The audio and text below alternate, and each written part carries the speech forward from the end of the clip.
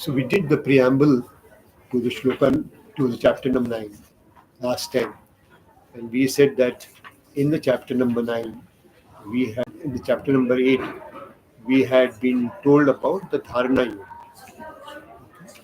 and that Dharana Yoga. Uh,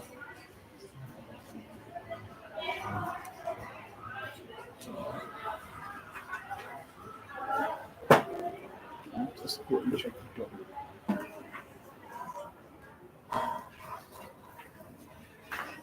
In the Dharana Yoga, it had been detailed that there was a certain sequentiality, certain set of things which had to be done, and that would then gradually lead us to the path where one by one you would be supported by the various devas to cross over to the final moksha, which is the Agni Dev and so on and so forth.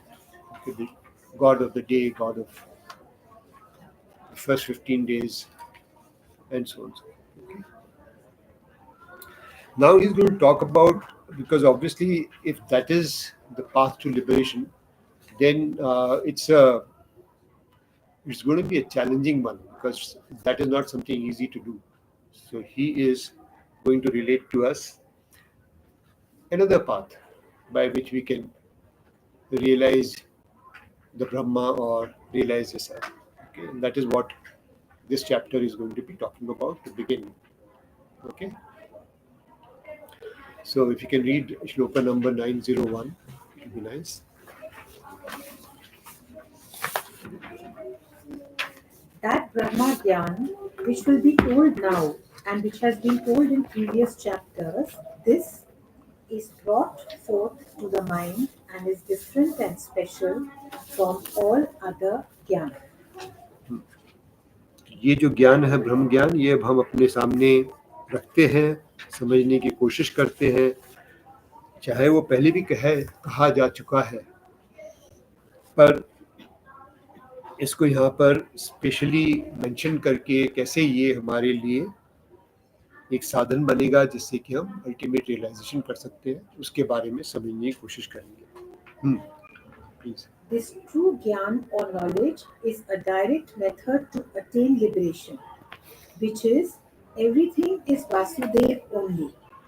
So this particular aspect of how do you get direct moksha, okay, has been said somewhere in the form of everything is Vasudev only. We saw that in chapter 5. Okay.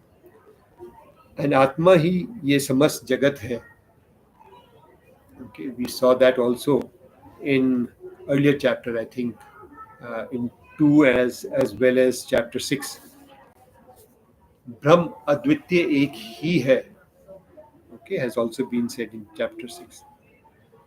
Okay, is that what is written in English as well? Yeah.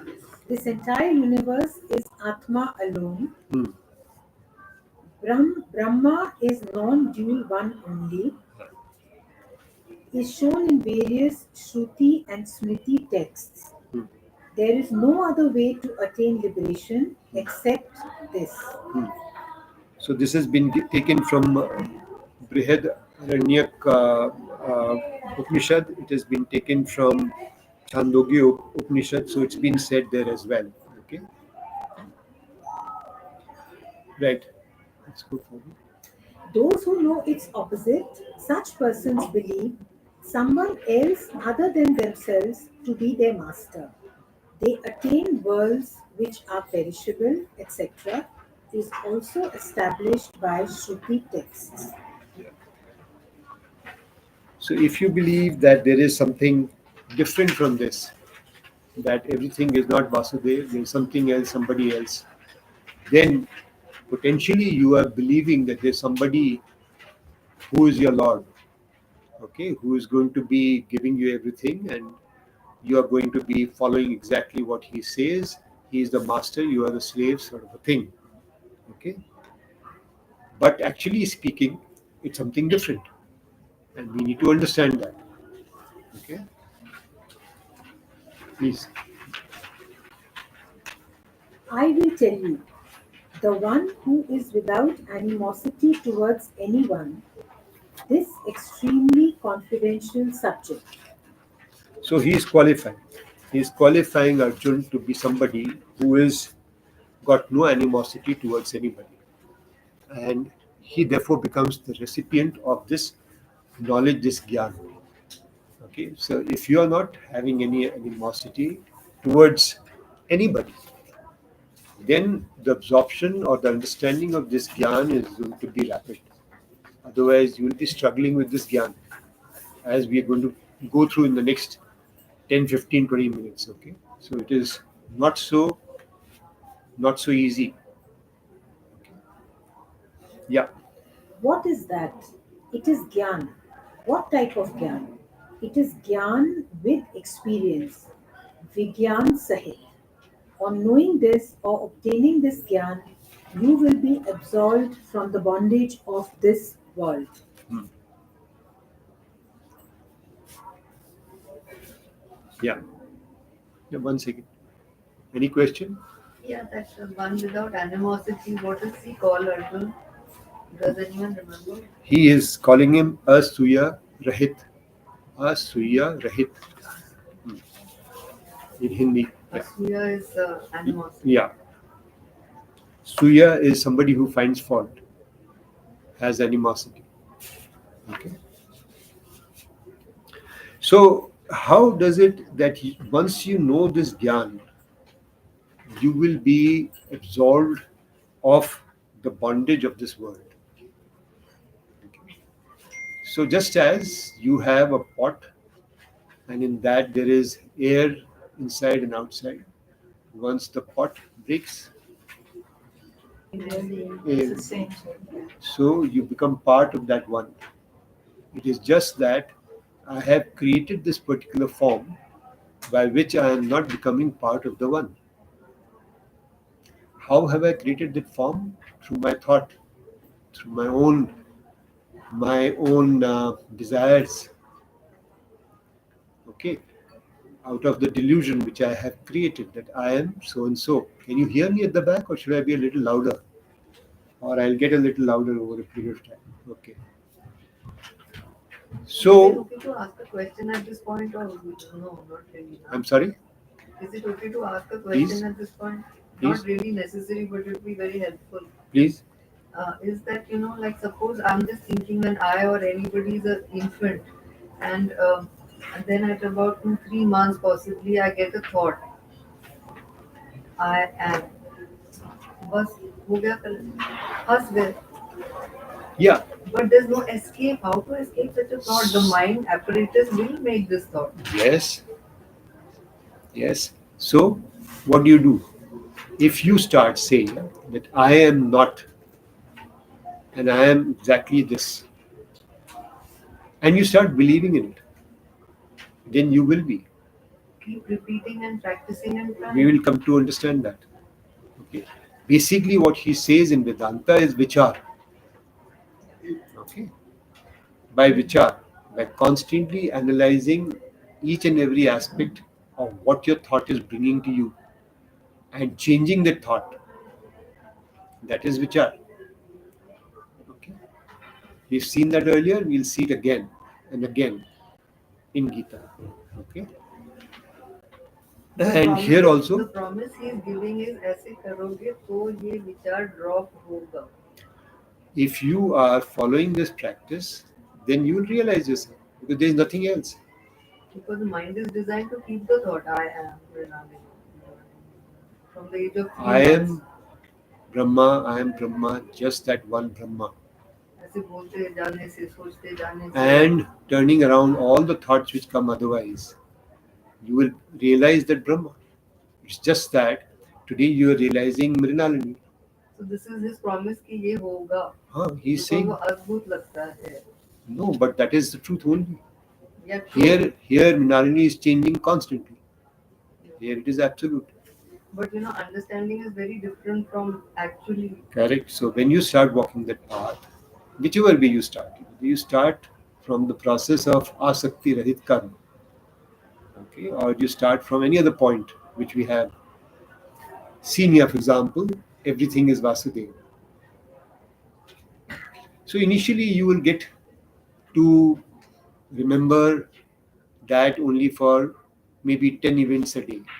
Then it will become 20, then it will become 10, 20 an hour. And that's how it will move. And then he is going to take care of that because he'll guide you. Then you're not walking alone. Initial effort is what you need to make. That's for sure. See, another question. When there's only one Brahm, there's only one reality. Why this confusion of different devtas? Ye Agni Devta, ye Vayu Devta, ye Falana Devta. Why? Why do we have all this pantheon? It just makes things complicated. Isn't it so? So why? So why do we have so many names in this room? No. Names are So different. we give names to different intentions, different tendencies which are being brought into existence as we come into existence. Okay, The names. Gita does it. The Gita doesn't explain this. It is. It Doesn't is. answer your No, question. No, it is. This is said. It is constantly answering that question alone. Oh, is it? Okay. Yeah, alone. Okay. Right. And therefore, each of us will aspire or desire to get something according to our tendencies. And we'll create somebody whom we'll ask, beg, demand, desire to fulfill our desire. And that will become our God. And perpetually, therefore, we'll get locked into a relationship of that is my God and this is what I get from my God. And I started my session today by saying that by getting locked into that, it's a master slave system which you create for yourself. Because every time you need something, you will go to that particular entity. If I believe in astrologer, for example, I believe in a Panditji, if I believe in somebody, I'll go to that person who will give me the right or whatever the answer I think is right. And I'll be happy. And it also gets passed down through generations in the family. Absolutely, You that learn can also happen. elders, so you go, you do the same thing. It may You also go to happen. the same God. They're just blindly followers. Yeah, Blindly. yeah. It may happen whichever way. The point is that we are having maybe 3 lakh gods. Okay? That's how it is. We've created. No, that's our creation. That's our Hindu. It is our like that. creation. But other religions are of course not. We are not. We are referring to us Yeah. as to why do we have so many deities. Yeah. We have so many deities because we have created them to fulfill our own desires. They are all out of ignorance. So if you don't want to follow all the different deities and focus only on one, you're not wrong, is it? That's what he's saying all the time. He's saying in this particular text, Vasudeva. In Vedanta, it is Brahma. Brahma and Vasudeva are same. Yeah. Okay, so if you want to say Shiv and Vasudeva are same, that's also fine. You're following only one. And you are not necessarily asking them to fulfill your desire. As he said, that you please ask me all the time, he's not saying that. Brahma is in fact not at all supposed to fulfill anything because it is unmanifest. So is it necessary It is not to have dual. a picture and form in mind? Like say Jesus looks like this. So Jesus. Is it necessary? So when is it necessary? When is it necessary? Tell me. No, we've been conditioned, no? Jesus looks like this. No, Ganesh ji looks like Saraswati this. looks like this. So we have a form attributed to a particular god. That form has been, let's say, established by somebody or created by us, whichever way. It could be even created by us. Tomorrow, I believe in a Panditji.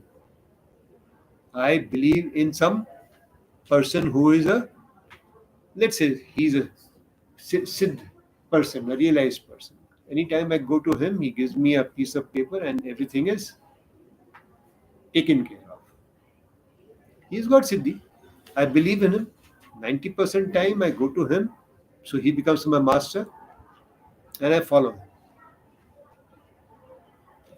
That's what he's saying. Should not be done. Should not is not what is said, but if it is done, I still fulfill what you desire of them. I fulfill them, not that deity. Understand that.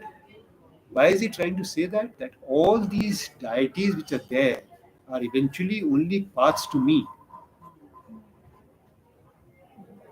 Because why do you go to those deities?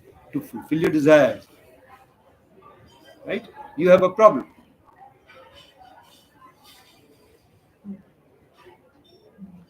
Right? We wish for something, we hope for something, we have some expectation. That's why we go to somebody, right? He's saying, no, you are. You are that. So he's saying don't go to them, is it? No, he's not saying that. He's saying if you go to them, then also you should understand you're only coming to me. Made it very easy for us actually. Correct. If you're afraid or you want money or whatever it is, remember wherever you're going, you're coming to me only. Now, why is it that he's saying that you cannot find yourself? Because what we are reading here, that which we are trying to address in ourselves, that Brahma has got no form. Therefore, anything which has got no way of being understood by the five senses cannot be understood easily. And that's why we have Vasudev as a name, Vasudev as a form, Om as a form. Are you getting the point? We talked about Om.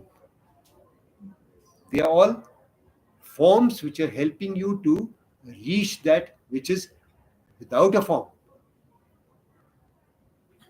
which is that ultimate, which you have understood has to be there. There has to be something which is Nitya, absolute, has to be the truth in that sense. It is not changing, it does not die, it does not get born therefore. Right? There has to be, only then this creation can happen, right? So if that has to be there, and we have to realize that, then what is that? Is the question. Am I right or wrong? But initially, one will need to focus on a form to So get that a little away from all the distracting absolutely thoughts. right. Absolutely right. So we have that as the ultimate understanding of Nirakar, Nirvikar, Nitya, okay, form of the ultimate.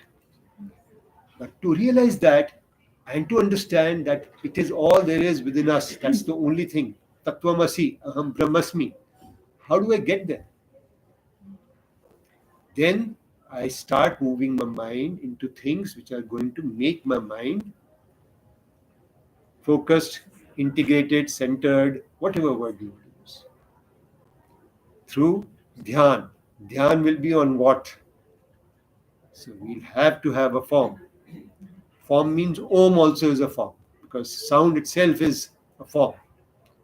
Form is not just in the form of an image, it could be also in the form of a thing which comes into an ear. Sound, right? So they are mechanisms by which we are making our mind focused. Asakti Rahit Karma, what is that? It is the same thing. That instead of pursuing all the desires all over the place and getting attached and then laughing away or crying away or whatever, getting lost in them and desiring more and getting caught up in this cycle of constantly asking for something, getting something, fighting for it. If not getting it, feeling miserable day and night. We can move away from looking at those desires. We cannot get rid of actions. Actions I have to perform. So only thing I can control is the outcome, the fruit, the attachment to that fruit. My mind can only, I have to perform action. So what happens? My mind starts becoming focused. It starts moving away from perpetual desire, perpetual requirement to be, recognized, fame, name, money, whatever else. Perpetually, right? So I have to put a break. I constantly take a look at how do I allow my mind to stay away from all this, what we call as distractions. So do we need to be away from the public to do that? No, has he said that anywhere? Doing your action. But how do I know I'm on the right path? Like You- I've trudged along a little bit, and then like midway, okay, I'm getting focused also. But how do I know that? You will find that out. Slowly find it out. Even right now, you're finding it out by being there for these classes. Okay, there's so many people who will not be able to attend these classes because you're able to bring your mind. This is making some sense when I'm putting it into practice. But actually, if you have a good relationship with yourself and if you feel complete in yourself, I mean, connected to your God, or it can be in so many different ways, connected to your soul, then you don't need that validation from others. You don't then keep fluctuating or swinging. You remain calm and stable. You actually remain stable then. So, What we are working towards. Yeah, so there is that one facet which you're talking about. that is one aspect. It's one that facet, Your okay? relationship with yourself. Yeah. So what is that self? You can't answer that question. Yeah, I know. I'm Yeah, saying. yeah. So so it's a facet. So when we look at this facet, this is samatva buddhi. Basically, evenness of mind Yeah. by understanding that my own inner self is going into these multiple things when actually I don't need them. Yeah. I am myself. However, I am not able to transcend this itself, which is what we have to sort of figure out. Yeah. Okay? So it's not a wrong thing. It's a facet, which is important facet. What you're saying, rightly. Okay. Yeah. It's in a sense part of the changing world, and there'll be situations which will pull you apart. But yes, it's a good point to be. Yeah. Because as a normal human being, you're constantly comparing, looking at others, so that all moves you in different So directions. yeah.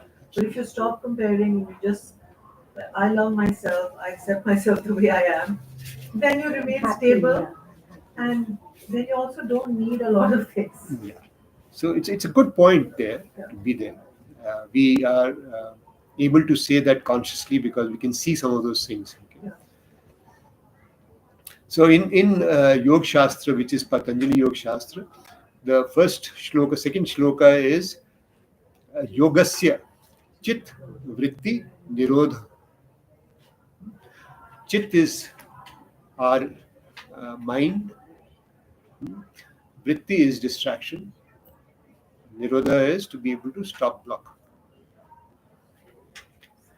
Yogasya is union with the one is possible if you are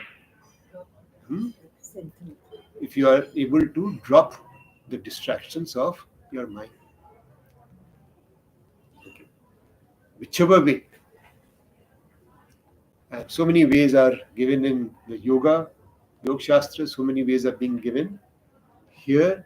And in here, of course, there are those also included which have been given in the Yoga Shastra because this is a predated text and other texts have come up only subsequent to this.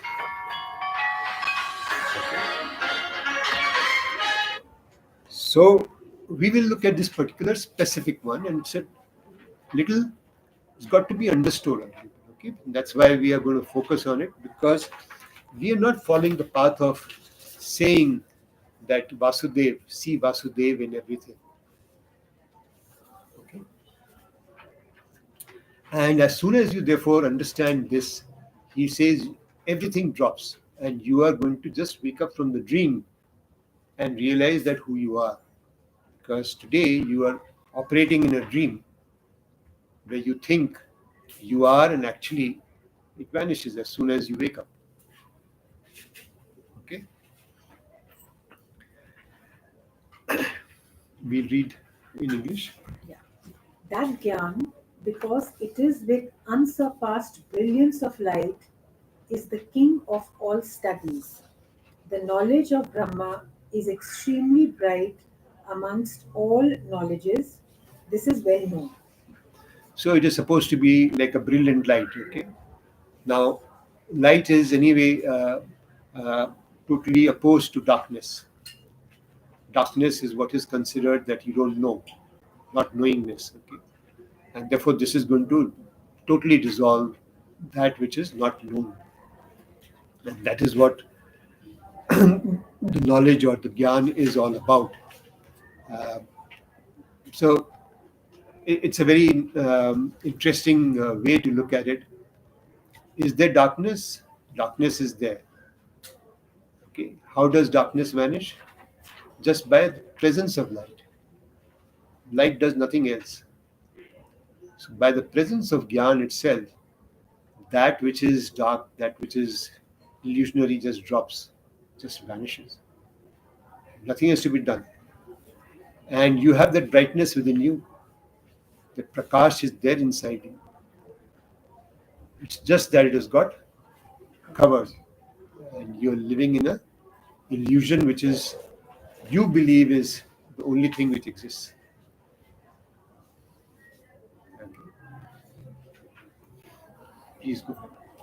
Also, this Gyan, being the king of all things, must be kept hidden, Yeah. and it is extremely pure and superior too.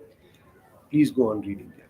Meaning, this Brahma Gyan is superior as it purifies those things also which completely purify. It is that which burns up accumulated sinful and virtuous karmas of thousands of past births, along with their roots, in one moment. What is to say about its purity?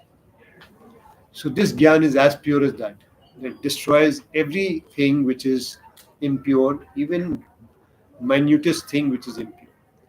It is said that if you therefore obtain this gyan in this particular birth, your ancestors, your futures, everybody gets purified just by one person in the entire clan being purified. That is the power of this. If you have gyan, it means what? It means that all your past karmas have already been dissolved, right? Can you imagine? We try and purify one karma, it becomes such a problem. And this is talking about so many lives, so many places where we've gone wrong, sins and all that which we have committed through our ego constantly, even just now. All those get dissolved. So all the old karmas are dissolved. Absolutely. Let me ask you a question. How? If I realize that there's only one Brahman and I reached that So how does it happen? enlightenment, don't I have to pay for all the wrongs I've done? Let me ask you a question. How does it happen? I have to have rebirth. No. For As soon as you wake up, Your dreams Oh, are okay. It's all a dream. I've just offered you that particular example for that particular reason.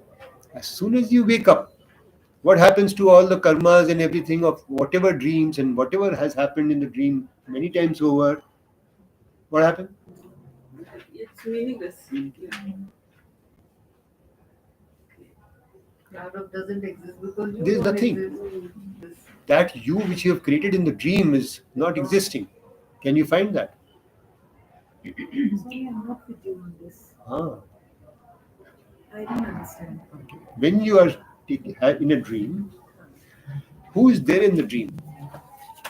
You will always be there, mostly, in some form, in some subtle understanding that I am walking through this path. You may not see your image, but you are there. Okay. As soon as you wake up from the dream, what happens? That Nothing remains. You know it was just a dream. Right. It does not exist. Right. That's what he's saying, simple. He's saying it endlessly in Gita. So what is he saying then? That once you get that knowledge, Yes, as soon as you realize that you are Brahma alone, right? then this is a dream. So you're saying he never existed actually, is it?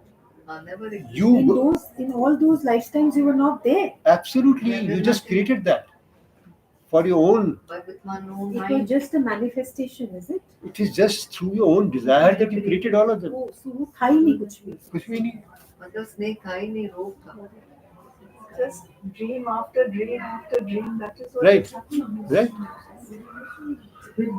No, No, sorry, what is complicated? It's very No, complicated. let us understand simply. No, I'm just saying that when you wake up from the dream, you're Yeah. saying that there's nothing. Yeah. So let's see. Let's try and understand. I don't Just understand because let's you're understand. You're still on the earth.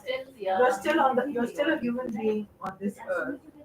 The only thing is you have. I mean, I would say earlier you're still a human being on this earth, but you've woken up from the dream, but you're still existing on this earth. You haven't died. Correct? You're still there, but now you have soul consciousness versus body consciousness. Right now, you're in body consciousness.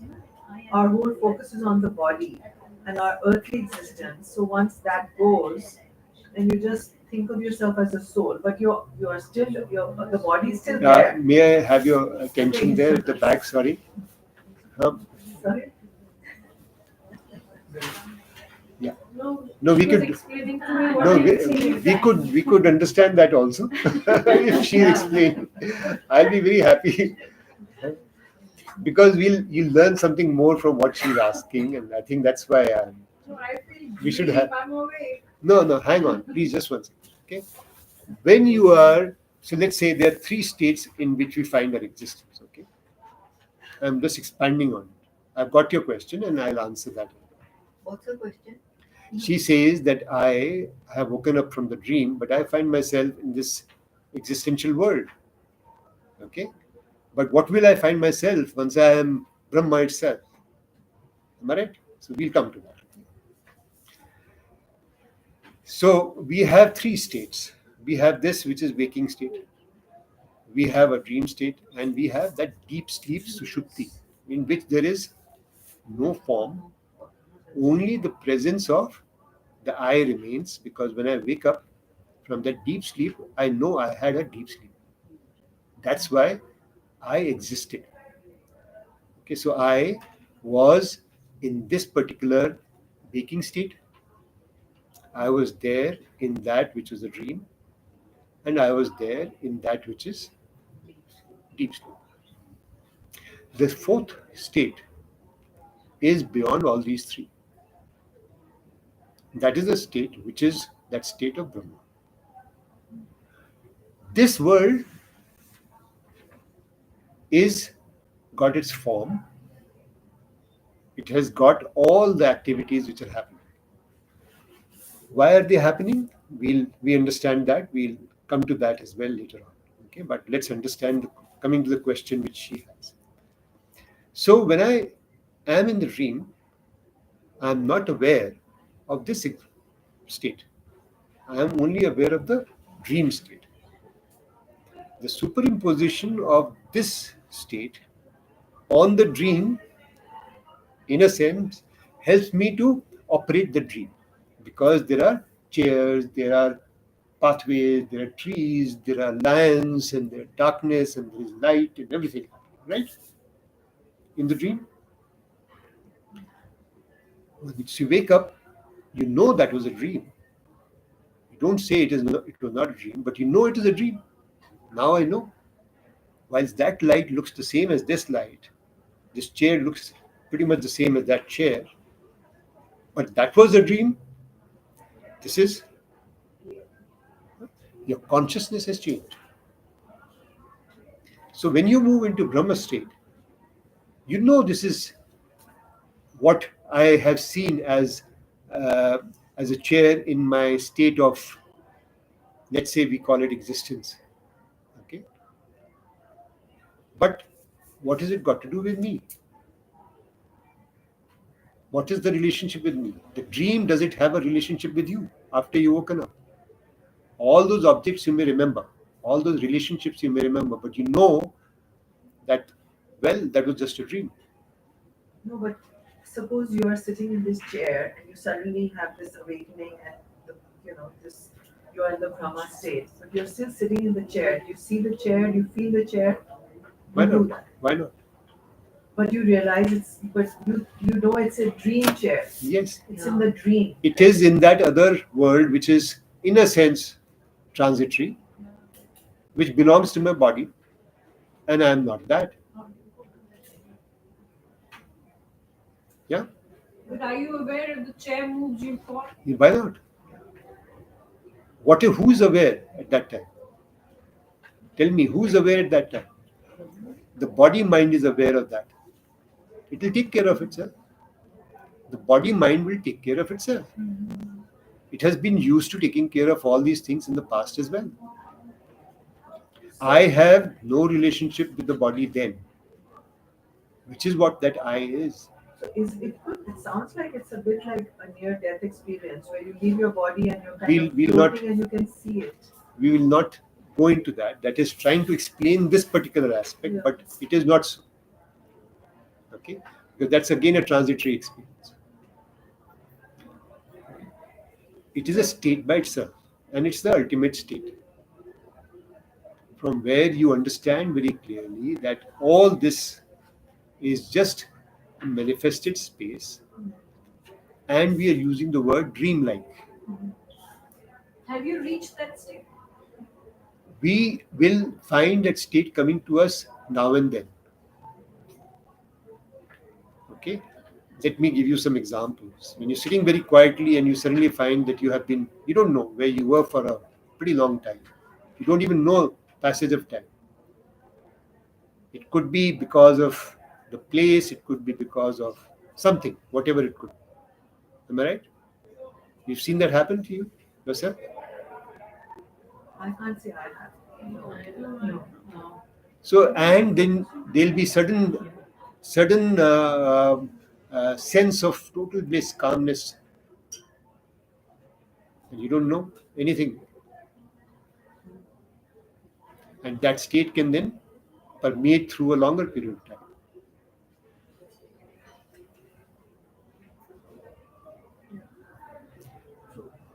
The mind, in a sense, is not following your senses in terms of seeking what the senses are seeking. So, if I'm hearing a sound, I'm not getting attracted to the sound and following the sound. Mind is not following the sound and getting attracted to that.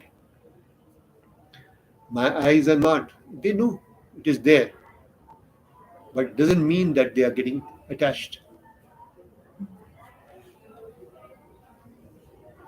So even with your eyes open, all your senses working, you can be in that state without necessarily following anything. So one little deviation. You said that once I'm realized, all my past karmas disappear. Yeah, No, but I was told that your karma never disappears. You always have to live it out. So even great people like Raman Maharshi suffered a lot of bodily pain and ailments and all that. And he was indifferent to it. He said, but karma has to live out, Take its course. take its course. so you have read this once.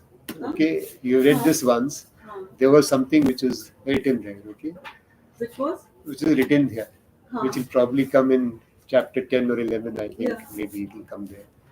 So what did it say?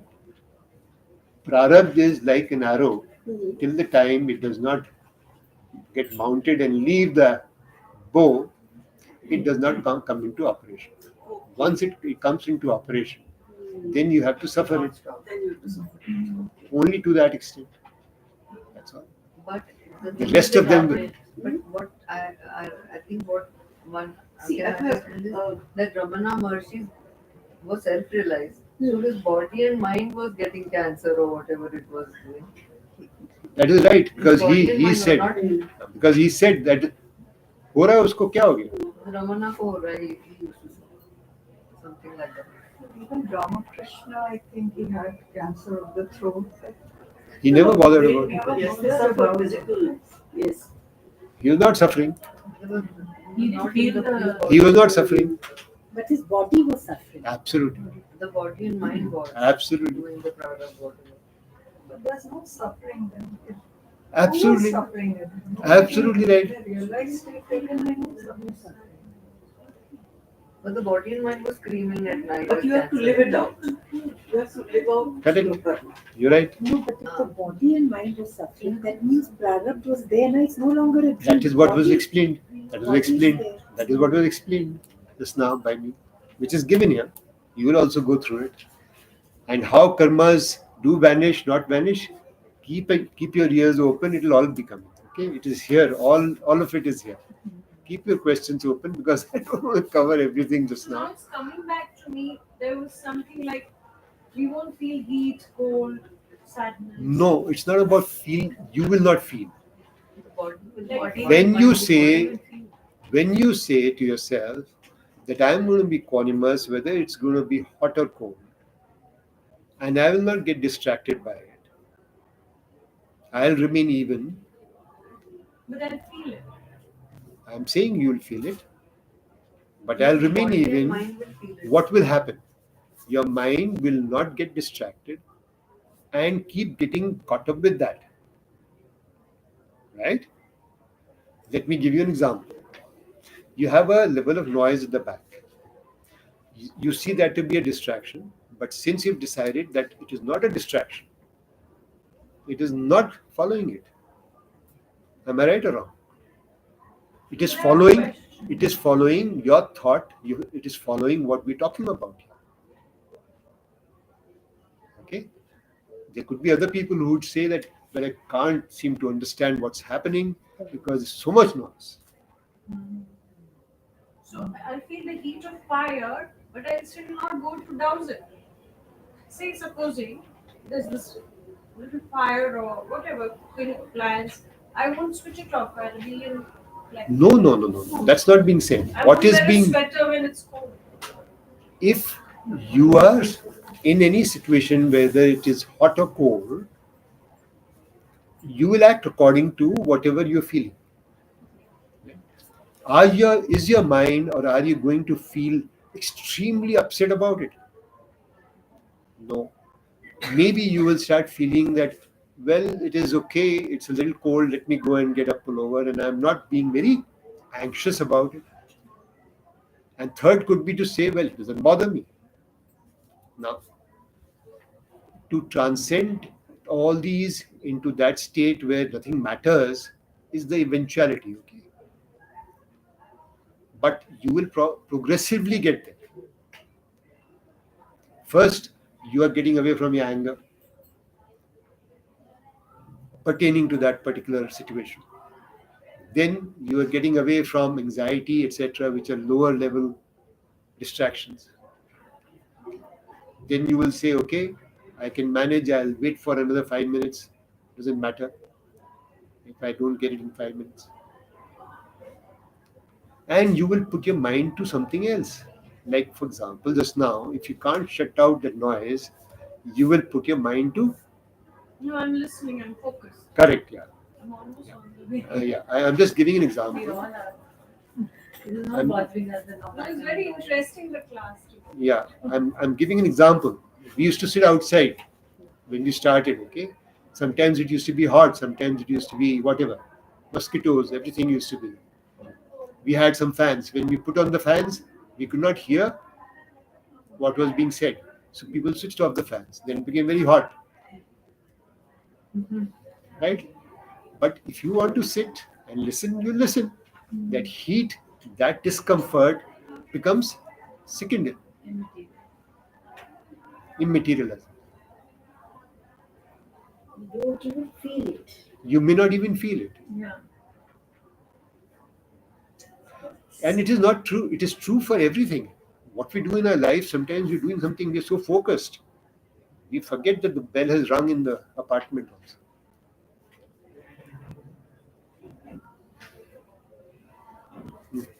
statement here that this Gyan being the king of all things must be kept hidden. Hidden.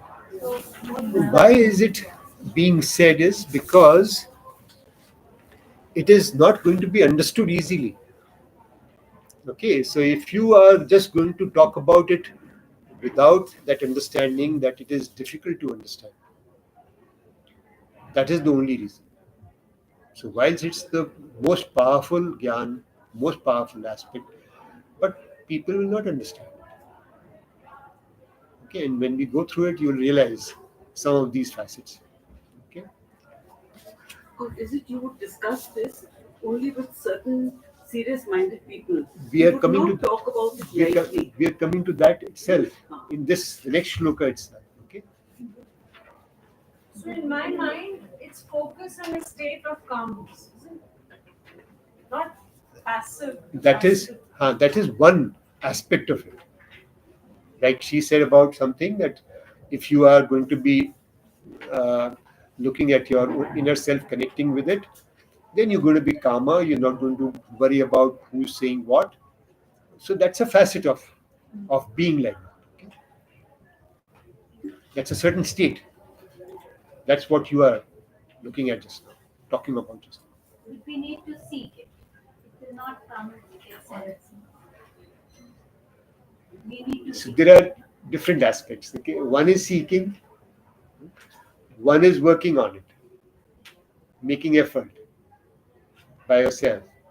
Seeking could be that I am asking somebody to help me. कहीं जाके मैं पानी मेरे को मिलेगा तो मैं पानी ढूंढने जा रही हूँ, ठीक है, वो सीकिंग हुआ. मेरे पास है, मिलता नहीं है, उसको समझना है. Though what you're saying is right, I think your intention was that, right? Okay. I'm just making a distinction. Just as an example, you have these headphones which have what you call the sound equalizer. Right? So when you put that on, you are listening only to what is coming through the channel in the headphone. Everything else is eliminated. Noise is equalized. It's a technology by itself.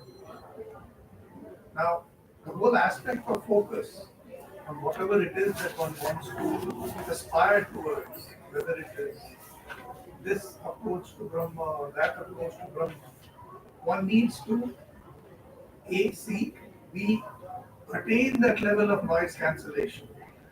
And that level of noise cancellation sometimes comes, as I just said, you're sitting and your mind is somewhere. The body does not know that. Sometime later, when you come back to that level of physical consciousness, you realize that for a period of time, the body and the mind were in a different space. Yeah. So I have given that as an example, okay, of what could be that state, okay. But to describe that state is very difficult.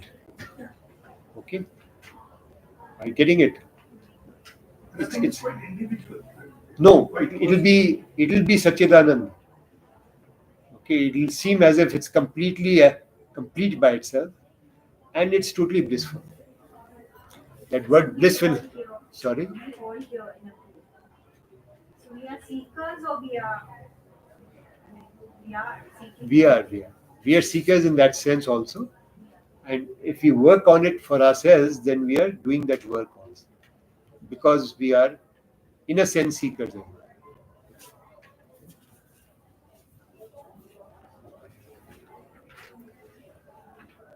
Okay, so it is very pure, this gyan, and this is very superior because it washes away everything in one go. It is not like the previous one, the path which we walked on, where you have to do certain practices of yoga, pranayam, okay, putting your mind to the center of your eyebrow and then focusing on Om, and then steadily, one by one, you will cross into the realms which will take you into. So gradually, you realize yourself. This is something which will help you to realize yourself directly. That's what is being said. Okay. Besides, this gyan can be directly experienced. So it is not just conceptual, it is direct experience. Okay, he says gyan or vigyan sahit, meaning it can be experienced just as you can experience pleasure, etc., directly. Okay. So we have seen that this gyan is like light, it is very, very pure and it can be experienced, and it is something which is, we read the next sentence, things with numerous merits. So बहुत अच्छी चीज़ें जो होती हैं वो कई बारी जो है मतलब राइटियस नहीं होती, वर्चुअस नहीं होती. Let's take some example. Some things which are very good need not be righteous. How? Yeah, Money. money. Yeah, anything do with a ahankar, right? So I may say that, well, my child, my son, my brother, my father is so and so, and I may have, and he's good, not denying. But that good is in the sense of having pride, in the sense of comparisons, okay, but not in the absolute sense. In that sense, okay. But Atma Gyan, self knowledge, does not oppose righteousness. It will always be right. It will always be righteous. ये नहीं हो सकता कि कोई चीज अच्छी है तो वो हो सकता है कि कुछ मतलब कुछ बुरा कर दे. ऐसा हो सकता है. कुछ चीजें ऐसी होती हैं कि हम अच्छा करने जाते हैं तो बुरा होता है. ये बात भी है इसमें. और उसके आगे, such a thing can be very difficult to obtain. Hence it is said that this gyan is like the discriminating knowledge of gemstones, easy to understand. So what is being said? Is this knowledge very difficult to understand? So he says, no, it is not. It is as simple as understanding any gemstone. उसमें क्या colour आता है diamond में, या उसमें कोई धार आती है, कोई डिफेक्ट है, वो एक आदमी जो थोड़ा सा भी ध्यान से उसको देखता है, जानता है जरा सा भी, वो बता देता है कि ये ठीक नहीं है. इस इतना ही का केवल चाहिए, कोई ऐसे उससे ज्यादा नहीं चाहिए इसमें समझ कि ये ज्ञान बहुत डिफिकल्ट है. But in this world it is seen that things obtained with karmas which are easy, जो चीज हमको इजीली मिलती है तो कम एफर्ट से जो मिलती है हमें चीज, वो छोटी होती है, कोई ऐसी बड़ी चीज नहीं होती. हमें पानी चाहिए, हम जाके उठा के पानी ले लेते हैं, तो कोई बड़ी चीज नहीं है कि हमने पानी उठा लिया, क्योंकि यहाँ सब जगह पानी है. मगर जो चीज बड़ी मुश्किल से मिलती है, and those obtained with difficult karmas obtain big outcomes. बड़ी चीज मिलती है उससे. बहुत बड़ा काम करते हैं तो बड़ी चीज मिलती है. ठीक है, छोटा सा काम करते हैं तो छोटी चीज मिलती है, बड़ा काम मिलते हैं तो करते हैं तो बहुत बड़ी चीज मिलती है. सो कहते हैं, hence this doubt that this ज्ञान also obtained with ease, which he is saying you will obtain with ease, will perish. Because if it has been obtained with ease, it is a small thing and therefore it will perish. वो समाप्त हो जाएगी थोड़ी देर में, as its outcome perishes. So he says this gyan or knowledge does not perish, meaning like the karmas which vanish, when the fruit perishes, it does not perish. Therefore, this gyan needs to be trusted and given attention. So he's given so many reasons why this gyan should be trusted and it should be given attention, it should be given all the focus, because what we understood, it is like prakash, it is like brilliance, like light. It removes all hidden darkness, all the gyan. It is something which dissolves all your past karmas and everything right from its roots.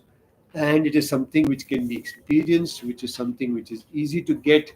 It is righteous always. and even if it is easy to get, it is something which does not perish. Therefore, this Gyan needs to be trusted and given attention. Next shloka. Those who are without faith in this form of Atmagyan. So now he has put the condition. Okay, if you don't trust, you don't have faith, you cannot do anything. Okay. And why does he bring this Gyan at this stage? Because he has now told you what is trust, what is devotion, what is faith. In chapter 8, chapter 7. Am I right? Till you don't have the trust and faith, you will not get this Gyan. Those who are without faith in this form of Atmagyan, self-knowledge, meaning who are without faith in its form and its outcomes, who are faithless, they follow the principles of Asuras, demons, which is believe the body is the Atma. Who believe that the body is the Atma and perform sinful actions as a person with greedy senses. So, through my body, because I believe my Atma and body is same, and therefore I am and I am following my senses. ये आत्मा ही मेरे से करा रहा है और मैं सब खा पी रहा हूँ, तो ये आत्मा को संतुष्टि हो गई. तो ये सब चीजें जो हैं, जो करते हैं, they are performing sinful actions and they are asuras, demons, because they are calling this body and Atma to be one. Okay, they do not attain me.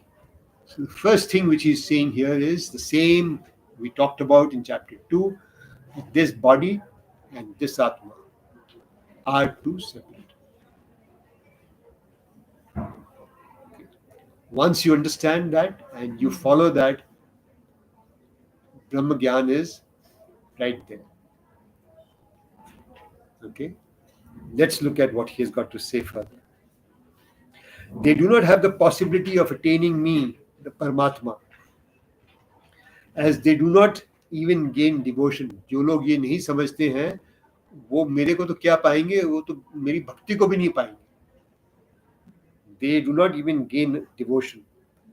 The practice which leads to me, bhakti which leads to me, वो भी नहीं पाएंगे, भक्ति भी नहीं पाएंगे.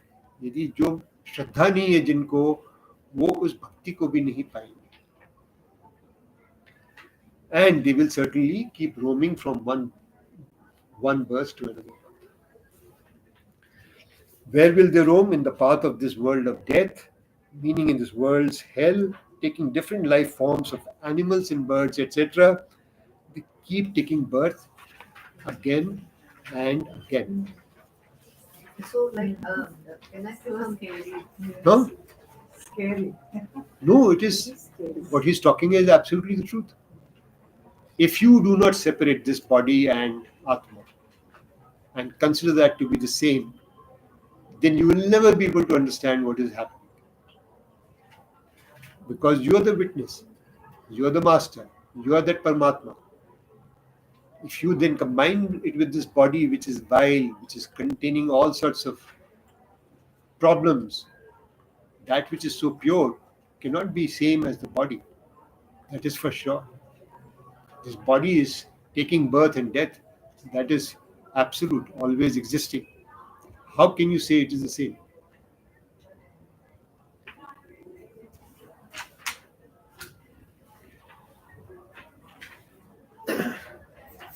In this manner, praising, I'm going to 4, shloka number 4. I'm moving with a little. Okay, so please stop me if you're finding it. If the going is a little fast. Okay?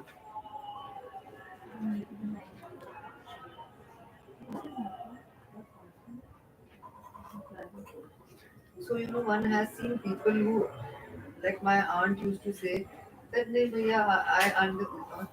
I would like to be born again." She used to say that I would like to be born again because I would like to be maybe a singer in my next life, or I would like to be a part of this family where I am in my next life. So I would like to be born again. So this is like an example of कि जिसको faith नहीं हो पाया है, हाँ, that वो this is it, वो effort नहीं कर सकता है. absolutely right. हाँ. Absolutely Because they right. want to be born again. Correct. But the assumption there is that the person will be born again in the same form with the same entitlements, Which you don't know. which may or may not happen. Yeah. Was it Come not back as a said man at and one come place back as that a once bird. you attain the human form, the next few births you will not be an animal or a bird, right? That's why you should behave like a human being. If your acts are so horrendous that you don't deserve to be born as a human being, you can be born as anything. So if you're demonic totally, then he says that you will follow that path. Yeah, that way. If you're non-vegetarian. But I think it's not something which we are focusing on just now. Okay, so let's stay with this. Me, Paramatma with unmanifested form. Me, the Paramatma is unmanifested form. In shloka number 4. Okay? Meaning which is my ultimate essence. Okay, what does it mean that I am in an unmanifested form? It is my ultimate essence. It is that which is the ultimate, that is what it is, which is not visible. Meaning it is not the subject of mind and senses. Okay. With such unmanifested image, this entire world is pervaded, is completed.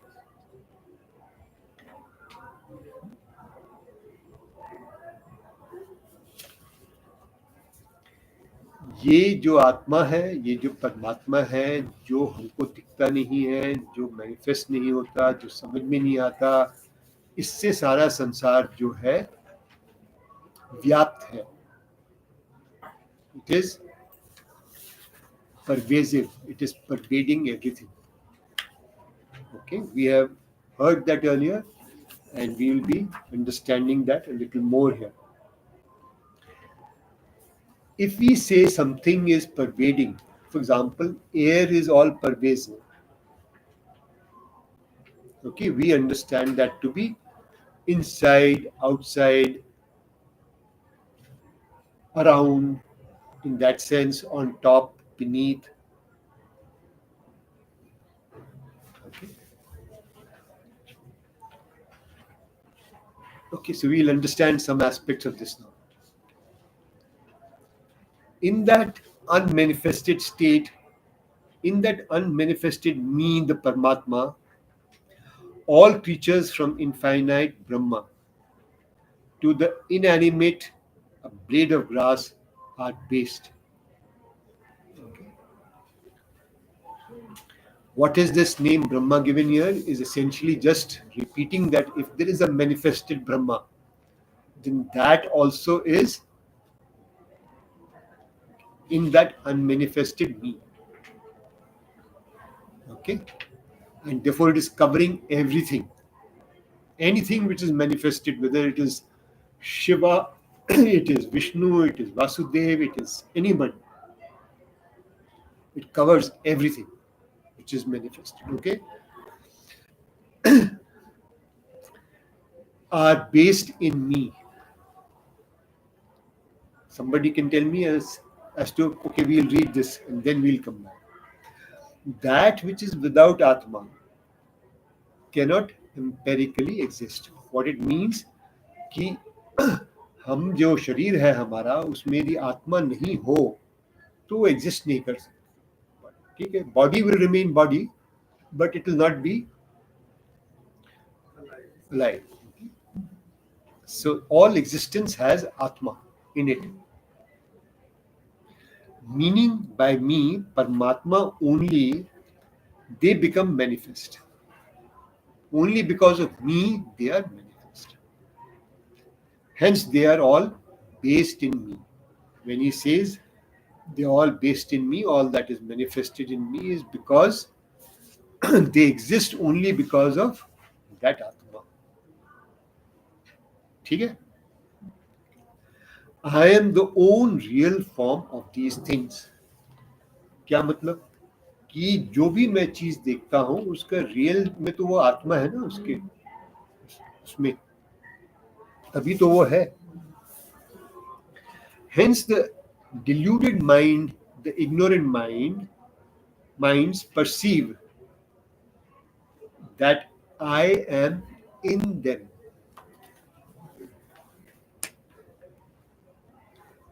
तो जो जिसको समझ पूरी तरह से नहीं है वो ये देखता है उसमें कि वो आत्मा उसमें है.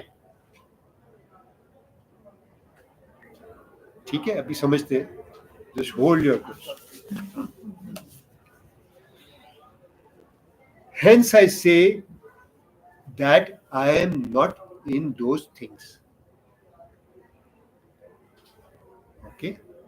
So first he starts by the logic of saying that he is all pervasive. Right?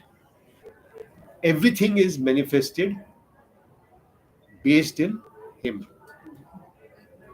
In that sense, people believe that in everything there is Atma. But he is saying, I am not in those things. Okay? Huh? I can't understand the latter part. Yeah. He has made a opposing statement. Okay. So we'll understand how. How is that opposing statement being made? So first he says, I am all pervasive, which is not saying anything more. Let's say, leave it at that for a moment. Then he says that I am unmanifested, but I am based in everything. From a blade of grass to the infinite Brahma.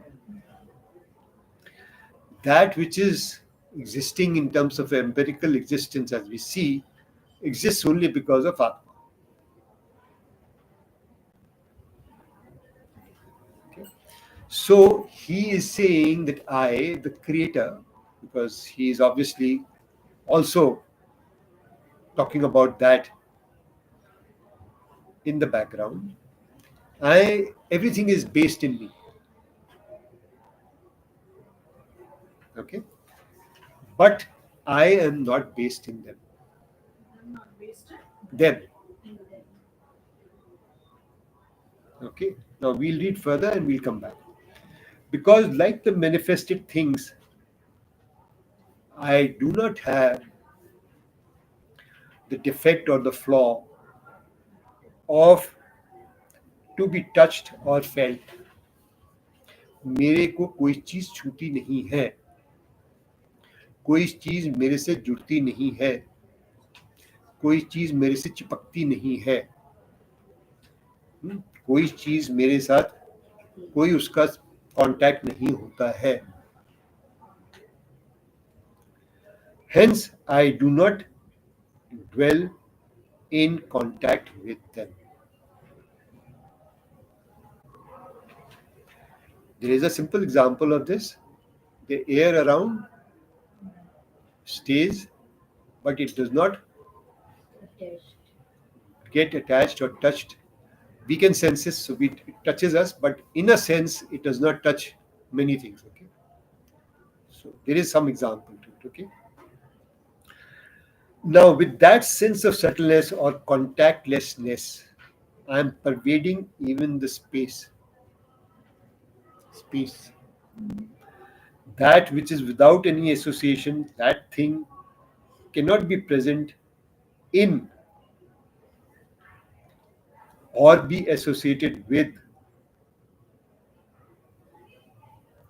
Okay, now that thing which has got no association with anything cannot be inside anything and it cannot be associated with anything. Okay, now this is a specific aspect of Atma. However, when we talk about Atma being in our body, Atma is not necessarily just based in our body. And it is also leading to certain other understandings which will follow from it. Okay. So I have marked these with 1, 2, 3, 4, 5. Okay. each of these sentences where there is a certain specific aspect which is being pointed out in the shlok, because they become the basis for us to understand what is going to be just said in the next shloka. And I'm going to keep you for the next shloka, if you don't mind, because we will have to go through it in sequence. Okay, 4 and 5 has to be done. Otherwise, it will not close. You will leave the room without the understanding which he is bringing to you. Okay. So what has he said? He has said in this shloka number 4 that whilst I am all pervasive, I am the basis for all that which is manifested. It is said that the Atma is there in everything, but I am not in everything. I am not in them. Why? Because I cannot be. I am without any association.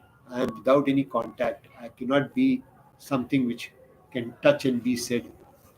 It is like so and so. Okay. So actually, I am going to 05. Actually, all creatures are also not based in me. Now he turns around and says, I said earlier that all these creatures, everybody from Brahma to the blade of grass, is based in me. Now he turns around and says, actually, they are also not based in me.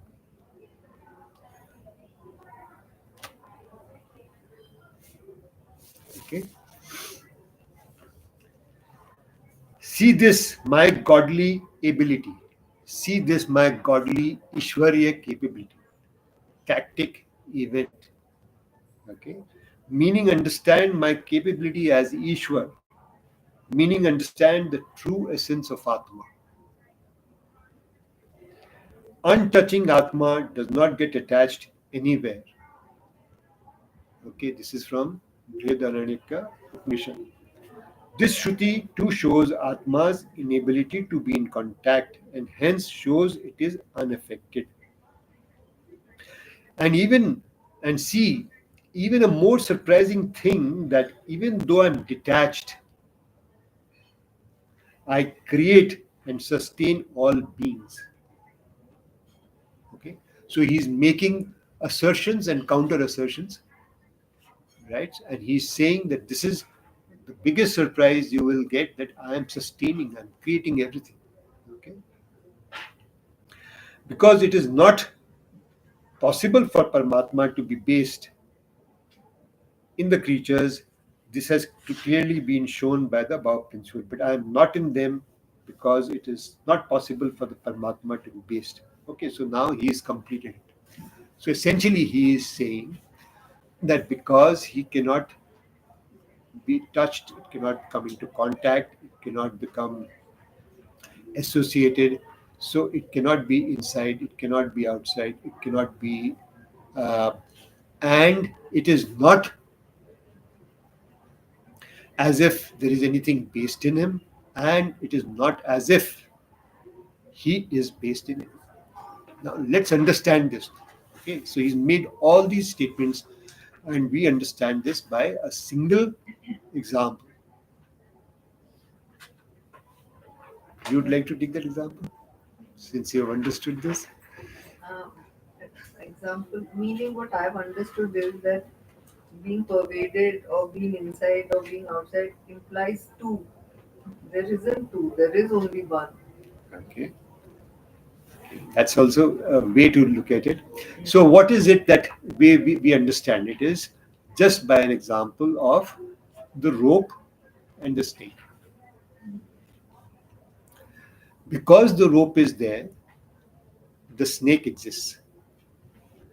The entire manifestation happens only because the rope is there. In that sense, he is in every manifestation. But in actuality, in reality, he is not. Are you getting the point? Is the rope in the snake? No. Just one example clarifies it, that the snake and the rope. Because the rope cannot touch anything which is manifesting. The rope has no ability to touch anything, because that which has been manifested is an illusion. So how can that rope be in that illusion? How can the rope be in what does not exist? How can the rope be in the snake? So the example of the rope and snake clearly explains that neither is Paramatma in each and everything, just as the rope is not in everything in the manifested space, the snake, and nor is it that it is everything is based in it. We believe, it seems to us that it is based in the rope. The snake is not in the rope. The snake is not in the rope. The snake is in the And ignorance. rope is not in the snake. Have you got that?